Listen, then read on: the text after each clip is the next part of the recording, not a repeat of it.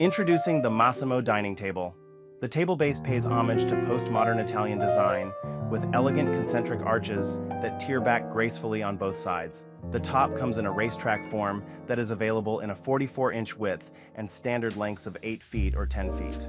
Of course, the length can be customized if needed. You may also submit a custom request for a rectangular top if your clients prefer. The Massimo Dining Table takes on different personalities and styles based on the finishes you select for the top and the base.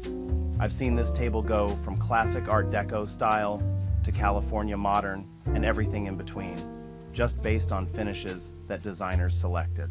In my own home, I opted for a high gloss base and a beautiful quarter-sawn oak top in the husk finish. If your client prefers a more consistent look, opt for a maple top and apply the same finish on both the top and base. I also recommend Chaddock's conversion varnish on tabletops for added protection. This is Benjamin Johnston, and I can't wait to see what designers do with the Massimo Dining Table and Chaddock's custom capabilities.